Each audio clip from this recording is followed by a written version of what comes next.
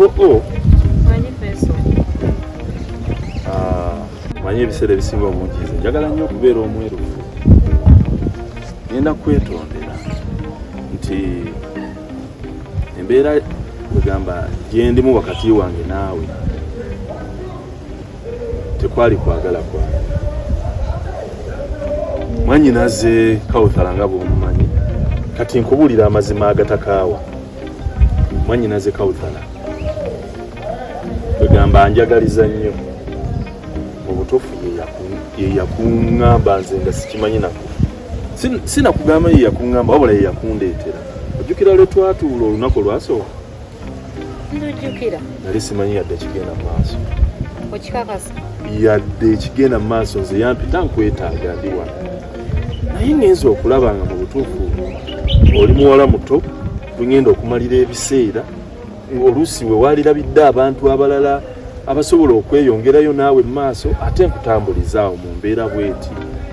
So nendabanga akubuulidde amazima nti tetusobola kugenda mu maaso nsinga. Naye Faisal, oba kyetaagisa nnyongere nkuweemu obudde, kubanga engeri gy'ongalina okuŋŋamba nti mwannyoko gye yakugambako olunaku lwe twasooka okusingana yagamba na bugambi. Gamazima mbadde sikiinaako idea. Naye oba nnyongere nkwongere kaseera. Kati olaba Dabo nze ku lwange nga nze ndaba ebyo ebiseera by'osaba okumpa ate osobola okubitunuuliramu omuntu omulala. Naye era nze we nali nagamba mu kusooka nti ne we twali tetunnaba na ku miitinga nze nali nga nkulabira ku bifaananyi kubanga already nali nakwagala dda. Oba nina ekyenkola ekikunyiiza nkendeezeemu oba kubira amasimu oba kusinikira nga message ng'ezo nyongere nkendeezeemu. Dabo si kyekyo naye olaba Dabo amazima gali nti nina omukyala ate gwe njagala ennyo. Gwe sirowoozanga nako nti mpulira njagala mmuzeeko omukyala omulala oba okumukiitingako. Mpulira sikisobola. Ngenda kusaba okuva na leero. Ogenda kiwulira bubi naye ogenda kunsonyiwa. Mbadde nsaba oleme kuddamu kunkubira ssimu yonna, oleme kuddamu kumpeereza message yonna. Ebyange naawe bikome wano olwaleero. Oba ontegedde?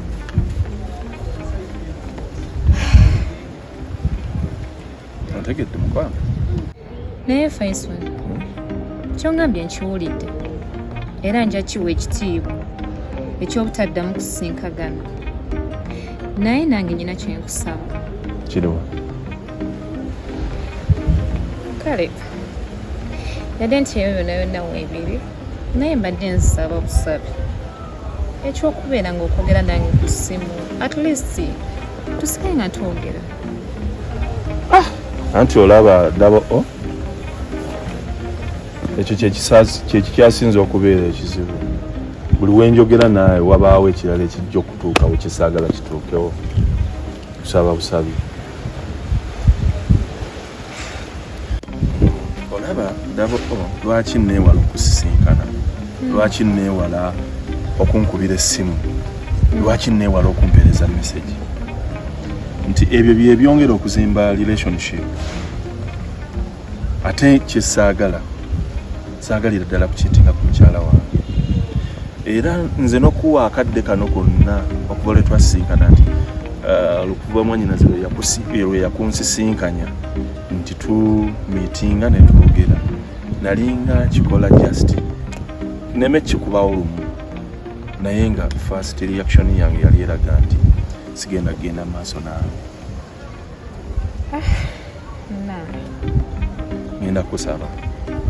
Ngenda kusaba n'obwowembeefu obw'ekika ekyawaggulu Babi Dabo toddamu kuweereza message yonna ku simu yange.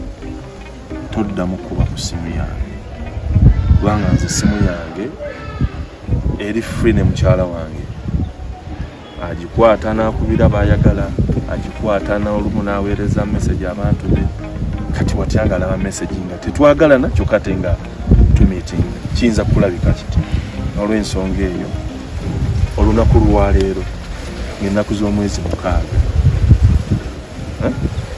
ogwokusatu mu mwaka guno gwennyini bw'osembye okundaba toddamu kundaba wantu wonna ne bw'oba onsanze wantu wonna tommanyi nange sikumanyi nkwegayiridde ngenda kusasula ebiseera byo bye mmaze nga oba oliawo ondowoozaako nga tekigenda kubaawo ku kintu kirala kyonna kyondowooza nti ngenda genda maaso naawe.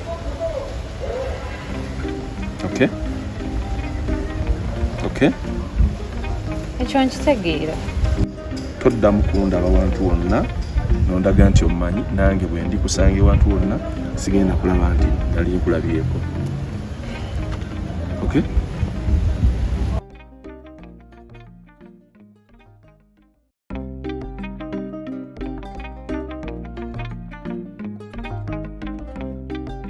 Mwana gwe maze nentuuka bannange asanyusa okulaba nange okusanga mwompise wano tewakoze mwana gwe nebyange nga bibi sooka olumpate buzibu ki tesimanyi na wabbe kutandikira naye nga gwe kyoba omanya essaawa zino omulimu gwaweddewo ate omulimu byatandise bityati mwana gwe olowooza bulijjo gwe tumanyi nga boosi abadde nga boosi leka naawe naazi abadde nga maneja. ogambye ki? Abadde nga maneja.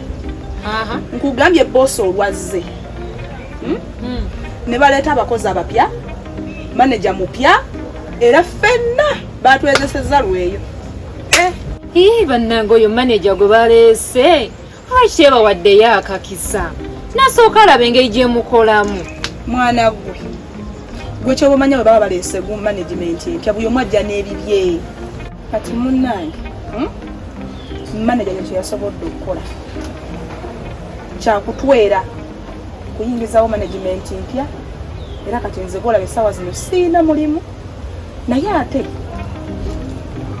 waliwo mukwano gwange eyabadde yankubidde kasimu naŋŋamba bwe namunyonjeddemu muneebe naaba bwe biri ne mugaba bwe baatugobye naŋŋamba ate kirina ki bizibu nze nina omuntu wange asobola okukonekitinga asobola okukonekita emirimu gy'ebweru n'egya wano. Okikakasa? Mwana gwe okibanga ate kuliko n'egyebweru kankozesa akakisa kano eno nange nfune. Ofune kyate? Omulimu. Nze tonsesa gwe muko omunene. Mukazi wattu ate ebyo bannange byo biwanvu bwandibirese na bulesi. Omusajja yangoba naŋŋamba siddamu yadde omukubira essimu yadde omutextingira yadde nkugambye simanyi nakumanya. Naye nawe erindako kyoyogerako kikakasa. Abulira gwakoowa. Gwe twogerako wano omanyi nti ye Faisal gwe nalaba omusajja yali ajjudde. Yoyo yennyini Faisal gwe bulijjo gwe tuwogerako. Kati n'olwekyo mbadde nsaba nono mukwano gwe tumulinde babiri. Naye gwe nkubulire kati kyenzudde gwe alina empisa embi. Faisal ng'akulema atya naawe? Mwana gwe si mpisa mbi. Ne wooba olina empisa ezitonnya zitya oli omusajja nze simulabanga. Oli omusajja muzibu. Naba buvi mu bbanga n'akugamba nti nno biwedde. Nkugambye simanyi na bwe nnyinza kikunyonyola naye yannema. Naye kakati omanyi kye tuba tukola nga bwoganye tulinde omusajja ono tumulinde. Faisal mwennyini nnyini ajja kukunoonya nga tumaze okufuna emirimu tulinamu. Mwana gwe era ndowooza ng'era bw'okyogedde tomanya otuddeyo nnyo naawe. Nange ndowooza bandeeteyo bakamirinda apo. Mukama wange yenze yakubidde munnaye kasimu nga nsaba omulimu gwa wano. Abankubidde bangi nnyo Ekise ani kwani nze Nanse mukama wange. kozi yabadde namba esembyayo ki? Enamba yabadde esembya na 8 ssebo. Nongamba ogenda kumpa omulimu ogwa wano ng'olina ogwebweru n'ejja wano n'ensaba ogwa wano mukama wange. Awo nsonyiwe naye bangi abaterera okunkubira naye obadde oyagala mulimu ki? Wajja emirimu buli giri mingi. Mukama wange nze nfa kimu kukola seeganya mulimu gwonna kasagutaba gwa maid. Abatukubira bangi ate n'emirimu tulina mingi. Kakati mujja wano nga mutusaba emirimu ne mulaajana nnyo ne mukaaba nnyo era emirimu kimu yakikola tugirina. Oli mumalirivu okukola? Mukama wange ndi mumalirivu okukola era ne munnange ono kyekimuleese twagadde tukulabe lumu. Nono? Yesebo. Nga kirungi. Era naye ayagala mulimu gwa wano? Nedda mukama wange nze njagala linnya ku nnyonyi. Gw'oyagala nnyonyi? Yesebo. Nze nnyonyi wamalirizza dda. Ekizibu buba bumalirivu n'akasente. Bwe kabyojja n'akasente fenga omulimu tugukolera mulimu weegiri egyo naddala egyo egyebweru egyo era naawe bwebayo ne banno era naawe osobola obaleeta. Kakati mukama wange kinkoze bulungi nnyo obanga naffe ejjaffe egyebweru weegiri. Kati mbadde mbuuza kyetaagisa ssente mmeka era bwe mba ntaddemukko kasente process etwala bbanga ki okubanga nninnya? Emirimu n'akasente nga bw'obyogedde tusinziira mulimu ki gwe weetaaga nawa si kiwulaga. Tulina ensi nga Canada, tulina Bungereza, tulina Dubai, tulina Saudi Arabia.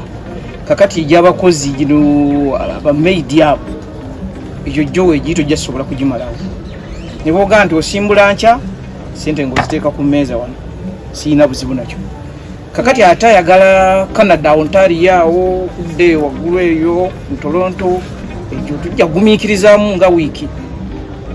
Kati bw'oba oyagala mu Bungereza na America kale waliwo neyadampadde omukisa Crowden gye bali eyo bangi baagala abakozi naye nga neetaaga kumanya nti oyagala mulimu ki oyagala nsi ki. Bannange mukama mutwala ne UK, Canada, bannange Europe oba ngendewa banaye mwana gwe Nansi ngende mu nsi ki? Nze omuntu namukuleetedde weeroboze nawe birebe kyansezze togisuula. Oh my god, banaye kyo kitagisa ssente mmeka okugenda UK kubanga mpulira njagala kugenda UK mwana gwe Nansi.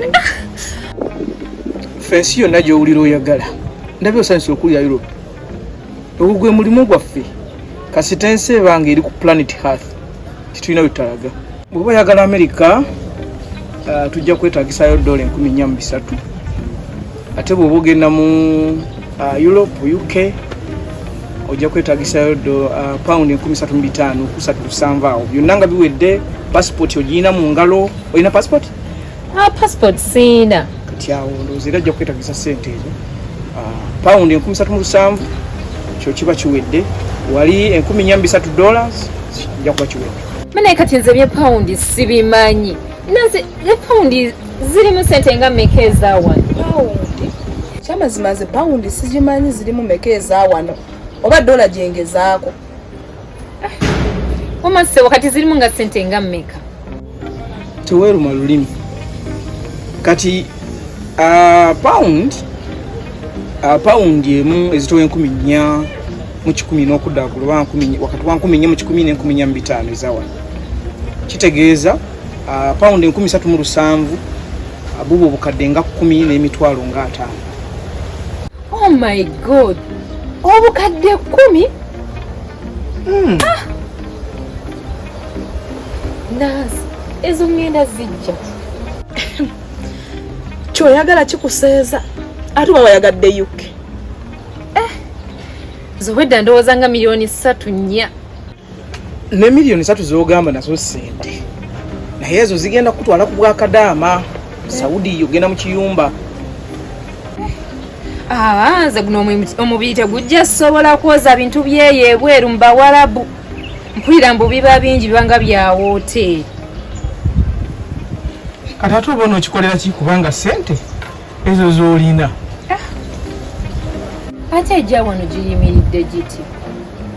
Najja wano weegiri era bw'oba ogyagala ate munno tomulabye eyakuleese yakugambye ejja wano. Kati mukama wange ndowooza kola kunza ayagala ejja wano. Kale naawe era ombuulire nti oyagala mulimu ki? Emirimu mingi engeri gye wagaye ntubuula. Nina omulimu ogw'okulabirira abaana bano kindergarten guli waliwo ogw'owakasasiro ogw'okulabirira okubeera supervisinga nagwo bw'oba ogwetaze weeguli. Mirimu mingi gye weetaaga ojja okusalawo nze ngikutwaleko bulimwe. Mukama wange ng'oyogedde ebiri ogw'akasasiro. Emirimu nagambye tulina mingi gwe gwonna gwe weerobozaako. Enamba eri ku WhatsApp eno gye wansindikidde wabadde okweyogererako. Yesebo kweri. Kale kanjiteekako awo nkikuteereko wano ojja kwerobozaamu olabe gwe gw'osongako gwe tutambula nagwo. Kale ssebo kanjirinde eddabo olaba ota tujja tukolerako wano eno nga wetukunganya sente ate zinaakutwala eyo gy'oyagala. Era ndowooza kyemba nkola because ezo miliyoni 10 ozimanyi. Ndowooza nga ensonga bwe zitambudde mujja kumpayo kasente akamafuta twentandika okutambuza ensonga zammwe. Buli muntu enja gwetaaza emitwalo 5 sigenda kuba nnyingi. Bannange nze nabadde simanyi nti birimu n'ebya transport nze naze seetegese kuzinga ddabo olinamu. Nesebe sente z'otugaye tuyinza obutaziweza zenyeramu emitwalo 2 ate nga kwe kulina transport antwala. Tugenda kukola tutya ssebo? Kakati tugenda kukola bwe tuti mu ngeri gye muli bakazi emikisa mulina mingi. Egyebye musooke mugiteeke wano ku mmeeza tulabe engeri gye tutambula n'ebintu ebyo. Anti kati ono talina transport amuzzaayo bwe buzibu. Ate nange nakozeseza amafuta gange okujja wano. Era tulina kyakola ndowooza tugiweeyo. Kasa tugenda kufunamu. Ate muba mufunamu. Temwerabira okutuuka mu wiki ejja mube nga mutuuse. Kubanga ensonga kangenda tandika zitambuza ngenda kusigala mu bangi. Kuba zino si ze zintambuza si bwe kiri. Kasa tugenda kufunamu. Bweba tugenda kufunamu awo tewali kigaana. Ate waliwo atafunamu tugenda kufuna emirimu egiri tewali buzibu bwonna bwonna. Bwemujje wiiki eno nga tennakola ki nga tennayitawo tujja kuba tukwatagana. Ne mwana gwe Nancy, the way like UK, I have to work for it. Nyino gikolerera oba nsonze mmeka oba mmeka, I have to go to UK. Nobwagazimbula aba naye naye koli kyali wange nja kukwasaganyizaako osobola okugenda. Are you sure? Yes. Okay, thank you. Nekansuubire nti ono Gaye agenda kukola ku nsonga zaffe. Ajja zikolako kubanga eyampadde ennamba ye mwesiga. Ajja kukola ekirungi nze nkimanyi. Nze kundaba gye mulabyemu alabika musajja mwesimbu kubanga olaba tugaye nti mafuta g5 ne tumugamba tulina mwegi era n'agikkiriza omulala asobozi kuziririra. Naye nga bazira wali azira sente naawe. Abono. Awa era yaba yazze kukola kyogamba yinza otekamu amafuta ge n'avuga ne muzimu wanaazizira. Omulala n'azizira. Kati tukyaliwo oba tugende? Tupapaki ngenda kukola oba nzirayo okuyonsa mwana tujja tukiringiramu wano. Ate neera kale ndowooza